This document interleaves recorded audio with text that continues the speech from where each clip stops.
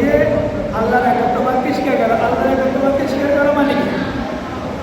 আল্লাহ সৃষ্টিকর্তা এবং এক, তার কোনো শরীক নাই, অদ্বিতীয়। স্বীকার করা মানে আল্লাহ আমাদেরকে যে সৃষ্টি করেছেন এবং আসমান, জমিন, চন্দ্র, সূর্য, পাহাড়, পর্বত, 18 জন মাখলুকাতের সৃষ্টিকর্তা আল্লাহ। লা ইলাহা, কোনো মাবুদ নাই, মানে একমাত্র যাকে উপাসনা করব তিনি হচ্ছে আমাদের নাম।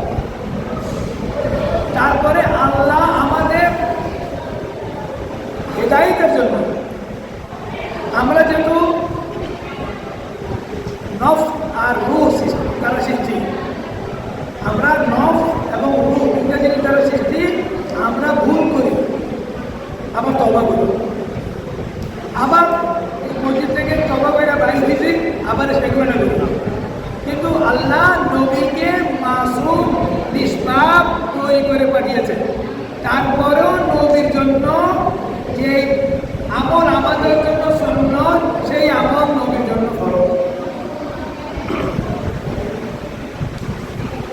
আমরা কতটুকু ইবাদত করতে পারি? আমাদের উপর ফরজ 5 ওয়াক্তের নামাজ, সেটাই আমরা করতে পারি। এর মধ্যে কত নফল ইবাদত আছে, যারা করে তারা হচ্ছে আল্লাহর ওলি।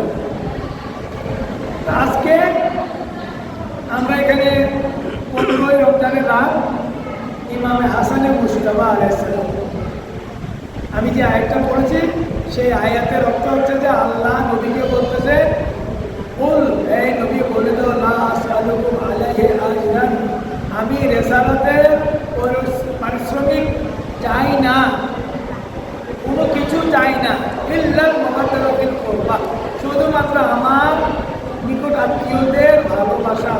তাও কি মহব্বত না, মাওয়াদ্দাত চাই, মাওয়াদ্দাত, নিকট আত্মীয়দের মাওয়াদ্দাত, অর্থাৎ আমি কাছে থাকি, দূরে থাকি, হায়াতে থাকি, মৃত্যুবরণ করি, আমার কাছে যেন আহলে বাইতের মহব্বত থাকে। আল্লাহুম্মা সাল্লি আলা